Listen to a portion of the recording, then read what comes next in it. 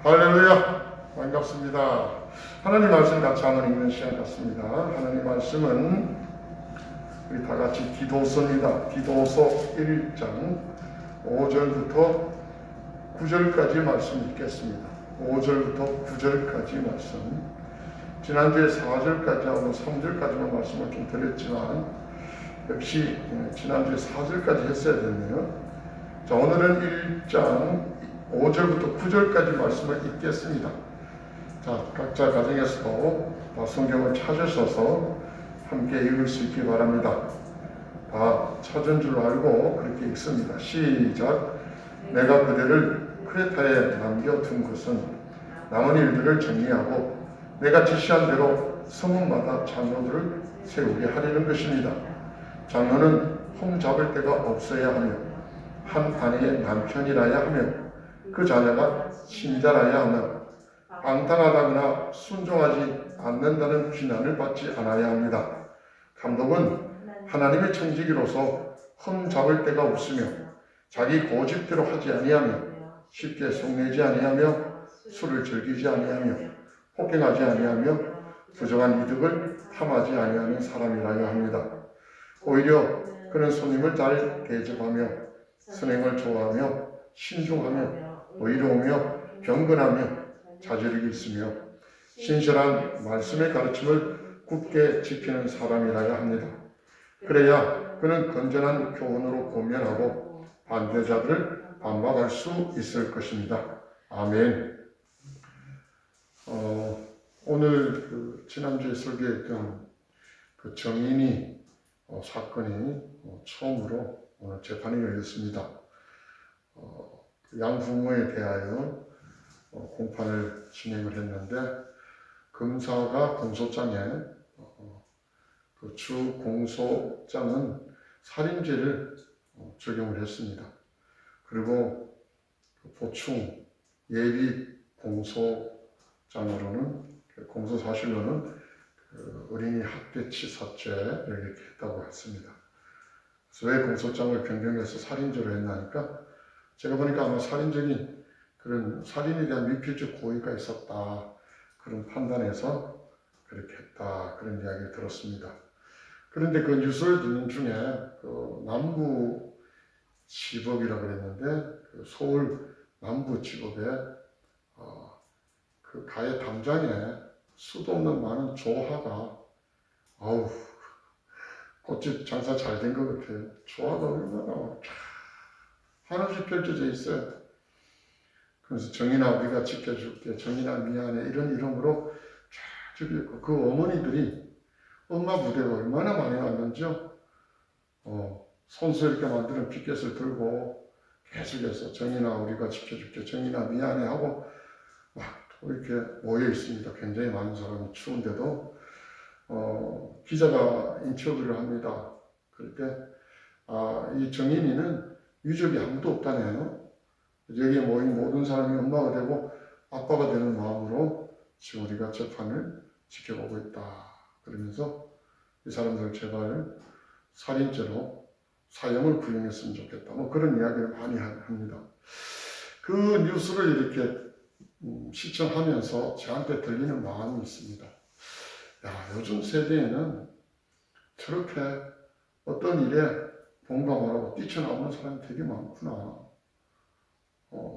저도 그 정인이 설교를 지난주에 준비하면서 참 가슴도 찡하고 코도 찡하고 눈물도 좀 많이 흘렸어요. 그 알못이라는 거 있죠? 그것이 알고 싶다. 뭐 그거 보면서도 그렇고 하여튼 영상을 접하면서 가슴이 많이 아팠거든요. 그런데도 그거 나가서 뭘 해본다는 생각은 별로 못했어요. 그런데 그게 뭐 한두 사람이 아니에요. 10명, 20명이 아니라 수백 명의 엄마 아빠들이 모여가지고 그 다음에 뭐 계속 이렇게 구호를 외칩니다. 정인아 어떻게 하나 하면 여기서 우리가 지켜줄게 막 이렇게 구호도 막 하고 막 계속 그래요. 그걸 보면서 제가 어릴 때 이렇게 커 나올 때는 이런 일은 없었어요. 사람들이 군집에서 환호할 때는 좋은 일. 홍수환 씨가 챔피언을 먹었을 때 또는 뭐 백마부대 이렇게 월남에 간다거나 또 월남에서 온다거나 하여튼 좋은 일이 있을 때 나가서 우리가 손에 태극기 들고 막 환호했지, 이런 뭔가 좋지 않은 일에 나가서 울분을 토해내고, 그게 가만히 보면은 요즘의 트렌드 같아요. 몇 년 거슬러져 가면 촛불 집회라고 그건 아니지. 전 이명박 대통령 취임하자마자 소고기 파동인가? 소파동 때문에 막 촛불 들고 나갔죠. 뭔가 불만적이면 막 들고 나가서 일어서는 그런 문화가 지금 되게 팽배한 것 같아요. 그래서 전 박근혜 대통령 탄핵하기 전에만 해도 촛불혁명이라고 해서 얼마나 100만 명이나 모였니 어쩌니 그렇게 이야기합니다. 그리고 요즘 그것이 트렌드가 되어서 그런지 일만 생기고 하면 모여가도 계속 자기들의 분노를 표출하는 것들이 되게 많다라는 생각을 한번 해봅니다. 그 에너지가 상당한데요. 금전적이고 시간적으로 들어가는 건 문제도 아니고, 그 에너지가 상당한데 그 에너지가 전부 다 부정적으로 흐른다는 생각이 그 뉴스를 시청하면서 들었습니다. 그러나 오늘 말씀 속에서 제가 느끼는 건 그거예요. 언제든지 긍정과 부정은 우리 가운데 다 있습니다. 근데 부정을 긍정으로 바꿀 수 있고, 긍정은 더욱더 우리가 더 큰 긍정으로 만들어 갈 때 우리의 삶이 소망이 있지 않는가. 부정적인 걸 계속해서 이야기하면요, 계속 우리가 부정에게 목표 들어가요. 그래서 그런 부분은 좀 우리가 한번 생각해 봐야 되겠다. 좋지 않은 거 맞습니다. 근데 좋지 않은 것들을 좋게 만드는 것이 우리들의 에너지를 써야 되는데, 좋지 않다는 걸 떠들고 성토하는 데 에너지를 쓰다 보니까 그 결과가 조금 의심스러운 그런 생각도 좀 들었습니다. 사도 바울이 2차 선교 여행을 다니면서 디도와 늘 함께 했습니다. 그리고 이제 돌아올 때에 크레타에, 우리 주일날도 사도행전 강의하잖아요. 거기 보면은 크레타에다가 이렇게 20장에 보면은 디도를 이렇게 두고 오는 게 있습니다. 디도를 크레타에 두고 왔어요. 그러고 난 다음에 이제 시간이 좀 지나서 디도에게 편지를 쓰는데, 주로 편지를 쓸 때도 보면은 누구누구에게와 또 교회에게 이렇게 하는데, 이 성경에서는 사제를 보면 디도에게라고만 이야기합니다. 크레타에 있는 교회에게 편지를 쓴다, 이런 것 본것 같고요. 그렇게 바울의 서신서에 유일하게 개인적으로 이렇게 쓰고 있는 이 성경, 이 디도서. 그 다음에 보면은 우리가 개인 서신이라 말하는 빌레몬이라고 되어 있습니다만, 빌레몬도 보면 그 뒤에 1장에 보면요, 모이는 교회에 이 편지를 씁니다 이럽니다. 빌레몬과 교회에게 이 편지를 씁니다, 그렇게 말합니다. 그런데 디도에게만은 교회가 아니라 개인적인 서신으로 디도에게 이 편지를 씁니다. 굉장히 개인적인 이야기예요. 그러면서 내가 왜 너를 이 크레타에 남겨두고 왔느냐, 그 이유를 5절부터 쭉 설명을 해요. 전체를 보면은 남은 일들을 정리하고, 그 다음에 그 전에 내가 너에게 성읍마다 장로를 세우라 그랬잖아. 그런 지시에 따라 장로를 세우려고 하는 것. 그것 때문에 편지 썼다는 거예요. 그래서 장로를 세울 때 그냥 기준이 있잖아. 아무나 세우는 게 아니야. 그 6절, 7절, 8절, 9절 이렇게 연결되는 거예요. 실제로 남은 일이란 게 뭘까?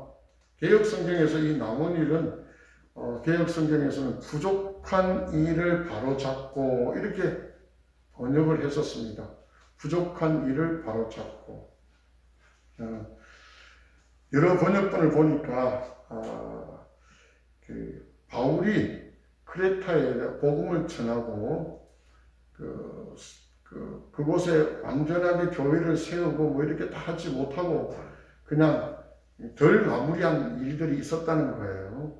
그 일들을 내가 좀 마무리해라. 그런 의미로 5절을 해석하면 됩니다. 바울이 했는 게 부족하다는 이야기가 아니고 아직 좀 뭔가 진행하지 못하거나 마무리하지 못했던 남은 일들이 있었다. 새 번역에서는 이 남은 일들로 이렇게 번역을 한 겁니다. 그래서 다른 번역에도 그런 번역이 있지만 아직 바울이 손대지 못했거든. 완성되지 못한 일들을 이제 좀 마무리하더라. 이런 의미가 5절에 있는 말씀이라고 생각하면 됩니다. 이 남은 일이 뭔가? 그 중에 오늘 첫 번째가 이 장로를 성문마다 세우는 일이다. 여기 이제 하나 나왔잖아요. 근데 이 디도서 전체를 살펴보면은 사도 바울이 디도서를 작성한 이유가 세 가지가 나와요. 여기 말한 것이 장로 세우는 일이 첫 번째라면, 두 번째는 뭐냐면 거짓 교사가 많이 있습니다. 다음 주에 10절 후로 들어가면 할례당이라고 나오는데, 이 할례당이라는 말은 할례를 받아야 구원이 있다고 외치는 그런 무리를 이야기합니다. 디도가 사역하는 크레타 교회에서는 이런 무리들이 있다는 거예요. 그러면서 할례를 주장하고 전통이라든지 형식이라든지 그런 껍질을 대단히 중요시 여기는 거짓된 신앙인, 그리고 거짓된 교사들이 크레타 교회에 있다는 이야기를 듣고 지금 이렇게 편지를 쓰는 겁니다. 세 번째로 이 남은 일들, 사도 바울이 생각하는 일이 뭐냐면, 크레타 교회에서 믿음에 관한 이야기는 되게 많이 하는데 그 믿음에 대한 어떠한 행위들이 없다. 그래서 뭐 선한 행위, 뭐 선한 일, 이런 이야기들이 많이 언급되고 있습니다. 크레타에서는 교회가 있고 성도들이 있지만 또 그들이 믿음이 있다고 모여서 예배도 드리고 하지만 믿음의 어떤 일들이 일어나는 일이 하나도 없다는 이야기예요. 그래서 사도 바울이 되게 좀 마음이 답답한 것 같아요. 저도 그렇습니다. 믿음은 항상 성격에서, 믿음은 항상 역사가 일어난다, 그렇게 말합니다. 믿음에는 거기에 따르는 무언가 드러나게 되어 있습니다. 그런데 무언가 드러나지 않는다. 그렇다면 믿음을 한번 점검해 봐야 된다는 이야기죠. 물을 채워서 항아리에 물을 가득 채워놨는데 그 다음날 보니까 물이 없어요. 그러면 독을, 그 항아리를 점검해 봐야 돼요. 깨진 것이 있는가. 믿음이 있다고 이야기했는데 믿음의 어떤 역사들이, 행위들이 나오지 않는다면 그 믿음을 한번 점검해 보자. 이런 측면이 오늘 성경의 내용입니다. 이 디도서의 전체 내용이고, 오늘은 그 중에 이 장로에 관한 이야기가 주로 이루고 있습니다. 오늘 본문에는. 우선 장로의 자격이죠.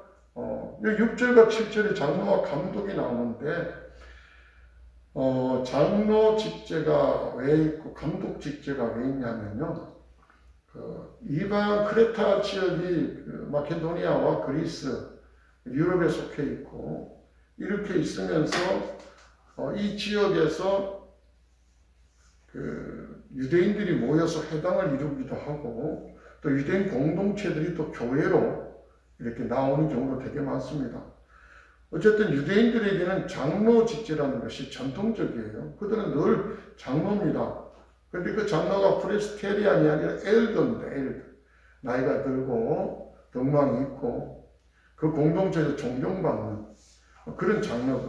그런 장로들이 지금 말하는 목사의 어떤 역할들을 다 한 겁니다. 말씀을 전했고 권면하고 또 저들에게 상담도 하고 저들을 위하여 기도도 하고 뭐 이런 내용들이 장로였습니다. 그러나 또 이방 지역이다 보니까 그런 장로가 없는 이방 그리스도인들은 그들 체계에 맞게 감독이라는 게 있었습니다. 감독이 뭐냐면 행정적인, 그리스라면 그 행정이 되게 발달되어 있잖아요.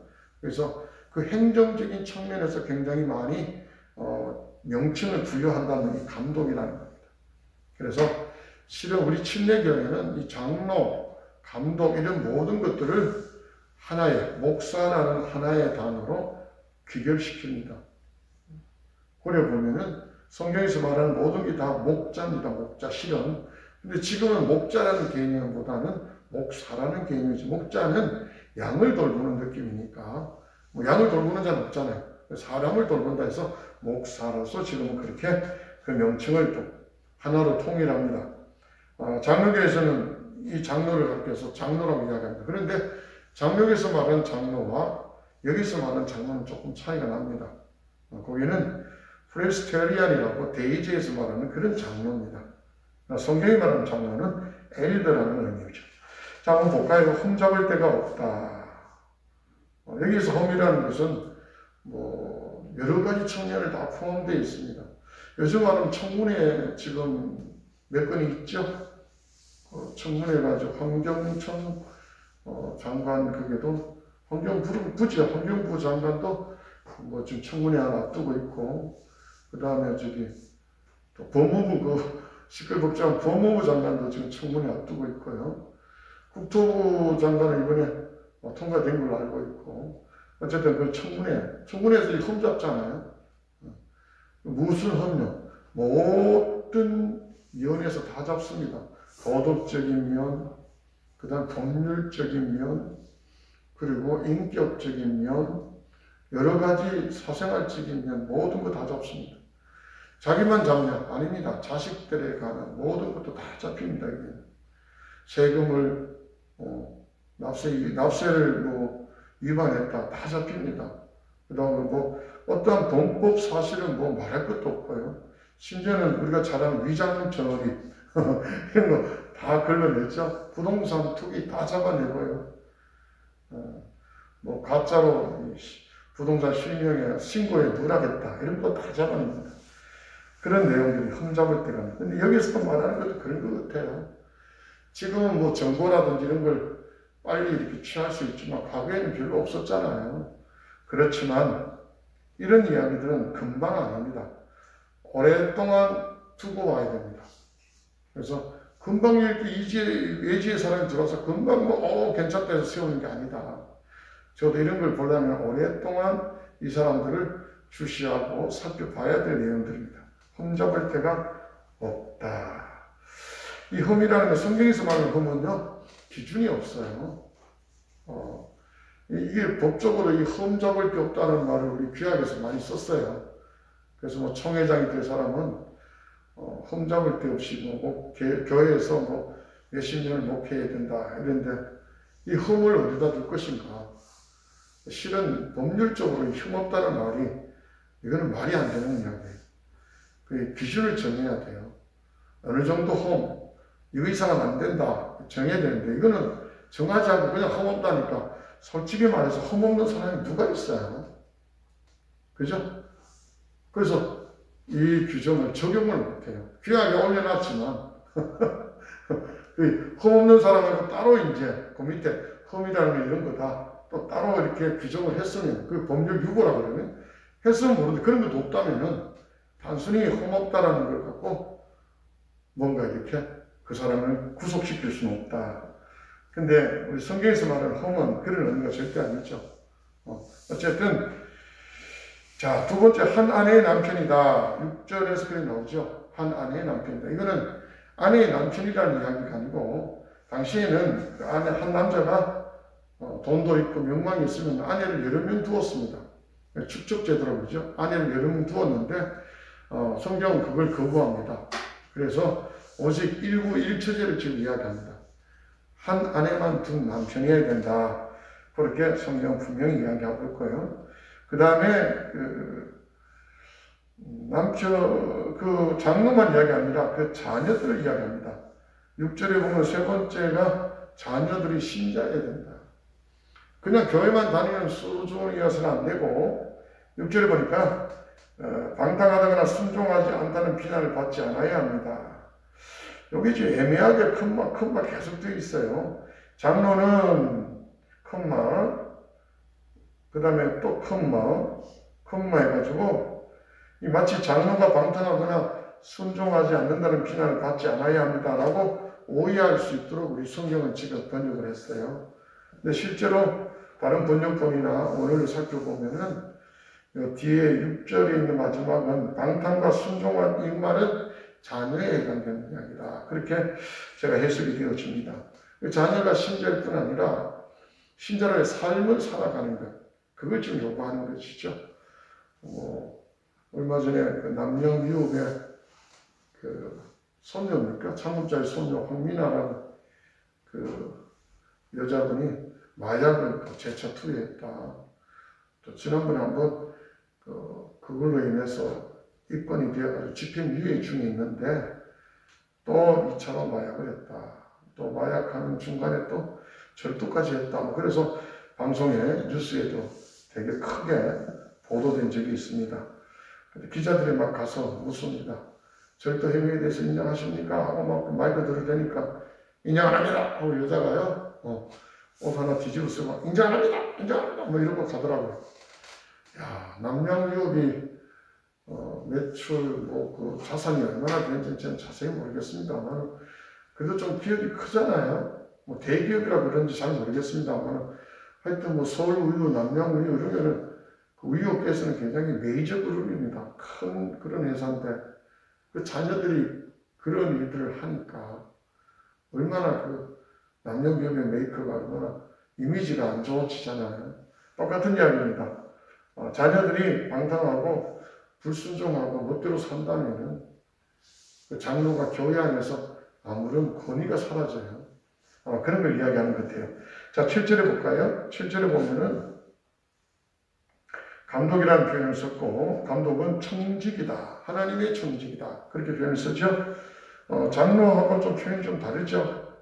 장로는 주로 이 권위적인 면이 있다면은, 감독은 주로 행정적인 면을 많이 강조합니다. 청직이라는 말은 뭐예요? 깨끗하게 하나님께 이제 위임을 받아서 깨끗하게 일들을 처리하는 것을 청직이라고 합니다. 깨끗하게 일을 처리하는 것, 청직이로서 여기도 흠잡을 데가 없다라는 표현을 쓰죠. 흠잡을 데가 없다. 그 다음에 자기 고집대로 하지 아니한다.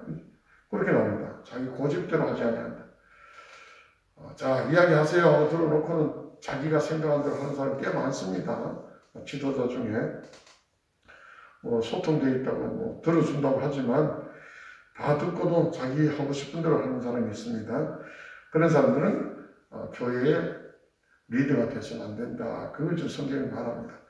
자기 고집대로 해서는 안 된다. 이게 실패할 수밖에 없죠. 자기 고집대로.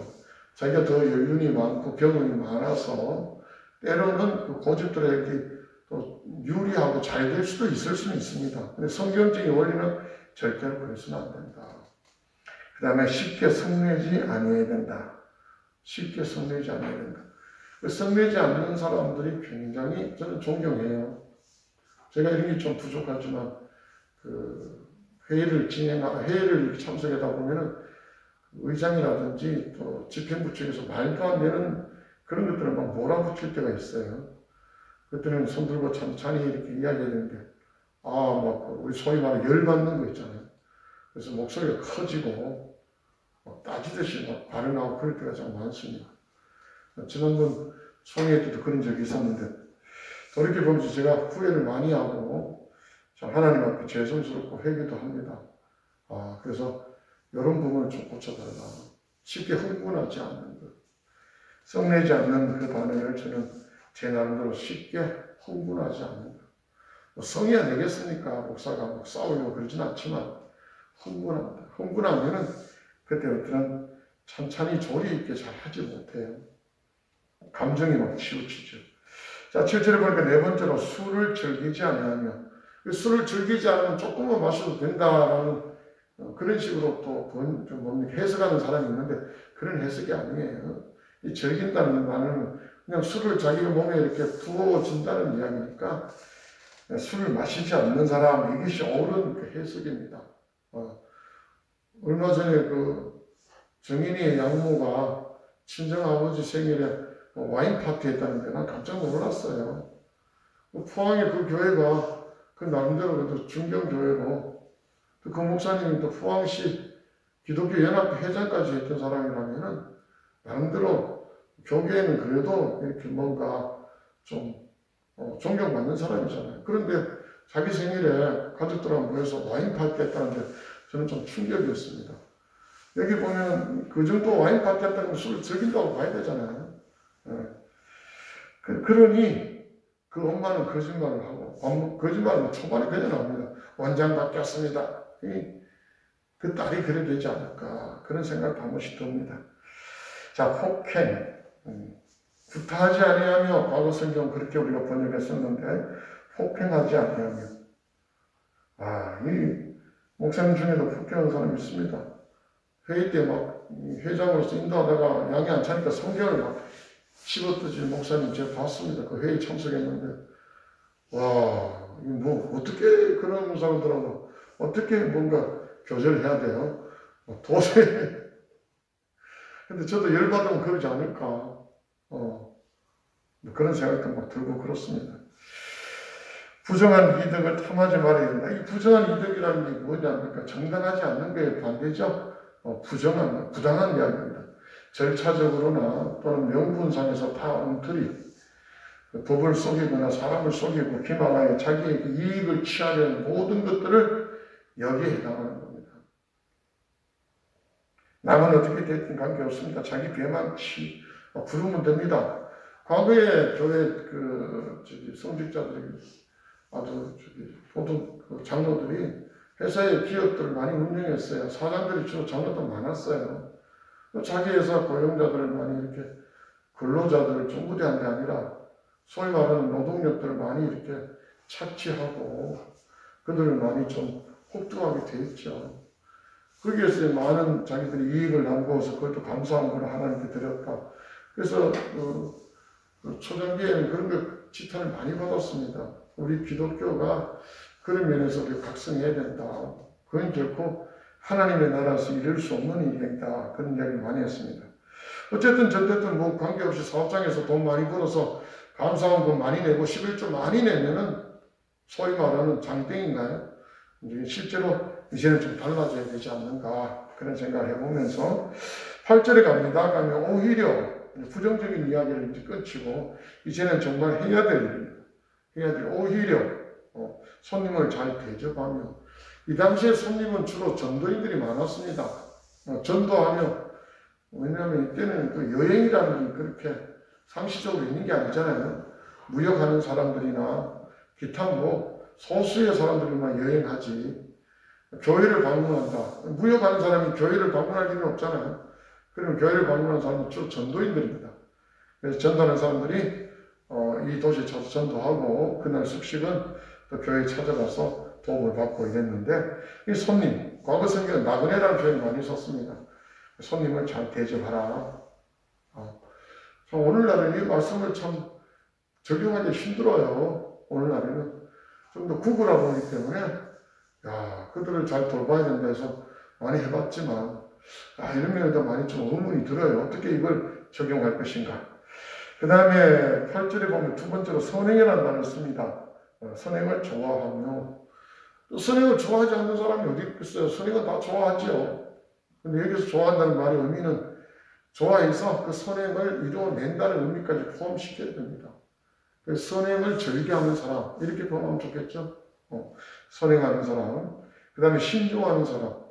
이 신중이라는 단어는 뭔가 하냐면 자기가 분별력을 가지고 조금 절제하는 자제력을 말합니다. 자제력. 자기가 할 수 있다고 무조건 하는 게 아니라 그럼에도 불구하고 기타 여러 가지 상황들을 이렇게 고려하고 이 일을 내가 하고 싶다고 무조건 하는 게 아니라 이걸 다른 것 고려해서 내가 자제할 수 있는 그런 힘을 신중함이다 그렇게 표현합니다. 네 번째는 의로우며 의로운 것은 행동에 있어서 또 생각에 있어서 어떤 기준을 말하는 겁니다. 하나님과의 관계 속에서 의롭다는 기준을 말합니다. 그래서 말이나 행동에 그 기준에 맞춰 살아가는 겁니다. 사람마다 자기 기준이 다 있어요. 개똥철학이라는 표현도 쓰잖아요. 사람마다 자기 기준이 다 있어서 늘 그게 상충되어져서 때로는 트러블이 생기고 싸움도 생기고 그걸로 분쟁도 생깁니다. 그런데 성경은 교회 리더는 하나님의 의로움을 갖추어라는 거예요. 나의 어떤 그런 기준이 아니라 하나님의 기준입니다. 의는 하나님이 의로우시잖아요. 그래서 그 의로움을 가져라 그렇게 말합니다. 그 다음에 다섯 번째로 경건하며 그렇죠? 경건이라는 단어는 성경에 수차례 많이 등장하지만 많은 성도들이 이 단어를 정확하게 잘 모릅니다. 경건이 뭐야? 폼 잡는 거 절대 아니에요. 경건은 십자가를 주렁주렁 달고 귀걸이 목걸이 십자가도 가슴팍에 막 머리만한 십자가 들은 거 그게 경건한 게 아니에요. 경건은 그의 말과 행동과 삶의 내면 속에 그 자신 속에 녹아 들어가는 거예요. 하나님과의 관계 속에서 하나님을 굉장히 존경하고 두려워하고 왜냐하면 그 두려운데 무서워서 공포, 호러가 아니라 리스펙트한 겁니다. 존경해서 그분을 두려워하는 거예요. 그런 존경과 두려움이 함께 있는 것, 그걸 경건이라고 해요. 하나님과의 어떤 그런 교제가 되어지고 관계가 되어지는 그런 사람을 경건한 사람이다 이렇게 표현할 수 있습니다. 그 다음에 6절에 보니까 자제력이라고 나오죠. 절제라는 표현을 씁니다. 우리가 그전에 보던 성경에 절제라고 합니다. 성령의 열매 중에 마지막이 절제입니다. 네, 절제인데 절제까지도 이렇게 포함을 시켜놨습니다. 좋은 것도 지나치면요, 우리 말에 있죠. 지나치면 모자란 것보다 못하다고. 아무리 좋다고 많은 걸 가지고 있으면 더 좋지 못한 겁니다. 그래서 절제가 필요하다. 이 자제를 스스로 자기 자신을 억제할 수 있는 능력을 자제력이라고 말합니다. 이것이 필요하다. 그런 그 6절, 7절, 8절에 이제 장로의 이 교회 리더, 목회자의 자격이라고 하는 자격 또는 무슨 갖춰야 될 점이면 갖춰야 되고 이런 사람도 필요하다. 근데 이런 사람들은 장로를 세우는 지침이에요. 세워놓고 이렇게 또 갖춰 가야 된다. 이건 좀 아니잖아요. 그죠? 네. 장로를 세울 때 벌써 이 기준이 되어져야 돼요. 목회자의 세우는 기준이 이겁니다. 이런 게 있고 9절에 가면은 하나 더 추가를 하죠. 7번째로 뭘 추가냐면은 하나님의 말씀이죠. 신실한 말씀. 참된 하나님의 말씀의 가르침을 굳게 지키는 사람이라야 합니다. 하나님 말씀을 배우고 그걸 지키지 않는다면은 목회자로서 실격 상황입니다. 실격. 여기 있는 것들을 엄격하게 적용하면 저도 실격자입니다. 실제로. 많은 이들이 어쩌면 실격자일 수 있습니다. 그래서 이 말씀이 준비하는 저에게 큰 도전이 되고 다시 한번 하나님이 또 주시는 메시지가 되어서 무릎 꿇고 기도하고 하나님 앞에 이 부족한 부분들을 또 은혜 베풀어 달라고 기도하고 그렇게 또 말씀을 지금 전합니다. 제가 이런 게 다 되어서 자랑스럽게 전하는 것이 아니라 부족합니다. 그래서 오늘도 하나님 은혜를 구합니다. 자, 9절에 보니까 말씀을 굳게 지키는 사람이어야 될 이유가 뭐냐면은 본인이 말씀을 지키지 않으면은 다른 사람들을 어떻게 교훈할 수가 있느냐는 거예요. 다른 사람들 어떻게 가르칠 수가 있고 어떻게 공면할 수가 있는가 이 9절에서 이야기하는 겁니다. 뿐만 아니라 자기가 그렇게 될 때 반대자들에게 아주 책망하고 반박할 수가 있다. 자기가 해보지 않고는 그 일에 대해 어떻게 반박하냐 못합니다. 실제로 제가 그 사실에 대해서 자세히 알고 있을 때는요, 반대자들이 뭔가 공격할 때는요, 제가 알고 있으니까 답변을 다 하고 할 수 있습니다. 그런데 제가 모르는 상황 속에서는요, 공격이 오면 그게 그런가 싶어서 답변을 못합니다. 그냥 우물쭈물하고 말아요. 꽁집되죠. 근데 제가 다 알고 있으면 그거 아닙니다. 얼마든지 답변하고 오늘 성경인들 반박할 수 있는 거예요. 근데 말씀들을 내가 귀로 듣고 내 삶 속에 적용해서 그 말씀의 능력을 경험하면은 어떤 반대자 앞에서 당당하게 외칠 수가 있습니다. 다행히 저는 법을 좀 공부해서 그런지 그 법률적인 면에서는 좀 이해가 좀 빨라요. 그래서 우리 교단에 뭐 이렇게까지 귀하게 가는 이야기 또 들으면은 제가 대본합니다. 지난번 우리 지방의 총회에서도 목사의 시치 자격에 대해서 여러 가지 이야기가 나왔는데 제가 그건 아니다. 지방에서 아무리 해봐야 총회 규약하고 틀린다. 총회 규약은 두 가지인데 왜 우리는 하나를 없애려고 그러냐. 그러면 총회에서 인정을 못 받는다. 총회 규약을 이야기를 했더니만 목사님들이 다 고개를 끄덕끄덕 했었습니다. 그냥 이렇게 보고 그럴 수 있다고 넘어갈 수 있지만 다른 상황도 볼 수 있는 것 그걸 아니까 그래요. 실제로 그 규약들을 아니까. 자, 그런 내용들이 쭉 나와 있습니다. 그렇게 우리가 다투거나 또 말씀으로 다투거나 또 말씀에 어떤 그 어려움이 없는 그런 해석들입니다. 우선 정리를 해볼게요. 사도 바울이 2차 선교 여행을 마치고 돌아오면서 크레타에 디도를 남겨두고 왔다. 그 디도에게 자신이 아직 하지 못한 일들을 잘 하게 하고 그 다음에 장로들을 세우는 일들, 그 하지 못하는 일들 중에 장로 세우는 일, 그리고 거짓 교사들에 대한 어떤 경계와 그들과 배척하는 일, 그 다음에 믿음에 있다고 하지만 믿음의 행위들이 발견되지 않는다. 믿음의 선한 행위들이 좀 나왔으면 좋겠다. 그런 영혼을 두고 성경을 기록했다. 그리고 그 기록한 내용 중에 오늘 본문은 첫 번째 성읍마다 장로들을 세우는 일에 대한 집중을 했습니다. 장로라는 이야기는 지금 말하는 목회자다. 또 감독이라는 표현도 나왔지만 역시 목회자다.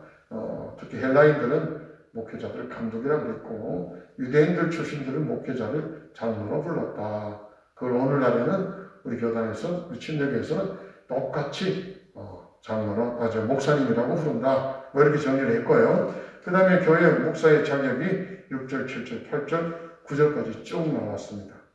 이런 내용들을 저와 여러분이 숙지를 하는데, 여기 제가 결론적으로 하나 당부하고 싶은 것은, 오늘날의 신약의 이론들은요, 만인 제사장설이라는 것이 있습니다.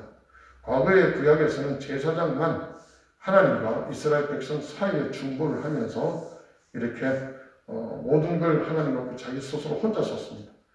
다른 사람들은 제사장을 통해서 하나님과 교제할 수밖에 없었지만 지금 예수 그리스도께서 우리의 제사장이 되셔서 그분을 믿는 믿음의 사람들은 하나님과 바로 통할 수 있다. 그래서 그걸 만인 제사장설이라고 이야기합니다.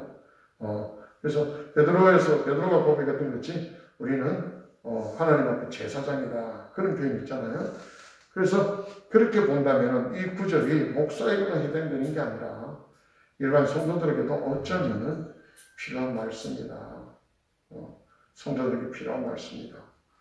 그리고 그 당시에는 뭐 신학교육이 있었습니까? 신학교가 있었습니까? 없었습니다.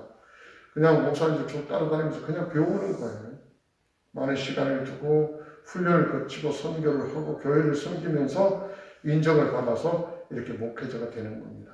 그런 상태에서 본다면은 이론적인 편립이 되는 게 아니라 여기에 나오는 삶의 모습입니다. 삶의 모습. 여기에서 무슨 교리에 추천하고 조직 신학을 알아야 되고 이런 이야기가 아니에요. 믿음의 사람들의 삶의 문제를 다루고 있습니다. 오늘 현대 교회의 가장 부족한 게 이런 부분입니다. 신학은 발달되어 있고 교회도 크고 조직도 잘 정비되어 있고 이 사도 바울이 남은 일 부족한 일 없이 모든 게 다 갖춰졌는데 뭐가 부족하냐? 삶이 부족합니다. 삶 속에서 우리의 믿음을 여기 목회자나 성도들이나 삶 속에서 이러한 평가나 또 이러한 모습들이 우리에게 부족하다는 거죠. 이것이 발견되면 이제부터 우리가 그런 덕목으로 나아가야 된다는 모습들 꼭 기억하시고 디도서는 항상 좋은 삶, 좋은 선행 이런 쪽으로 많이 신경 쓴다고 생각하시고 말씀들을 함께 나누면서 저와 여러분이 믿음의 삶이 좀 더 업그레이드 될 수 있기를 주님의 이름으로 축복합니다. 아멘. 기도하겠습니다. 늘 고맙고 감사하신 아버지 하나님, 오늘 디도서 두 번째 강해를 함께 했습니다. 부족한 종이 말씀 앞에 부끄럽습니다. 이 말씀이 하나님 주시는 은혜가 부족한 종뿐 아니라 함께 예배에 또 말씀을 듣는 모든 예배자들에게 하나님의 은혜로 넘칠 수 있도록 역사하여 주시옵소서. 우리에게 부족함을 이 말씀을 통해서 채워지게 하시고 우리의 삶이 그냥 믿음의 삶이 아니라 믿음의 풍성한 그 생활, 삶을 누릴 수 있도록 은혜 베풀어 주시옵소서. 감사하며 예수님의 이름으로 간곡히 기도드립니다. 아멘.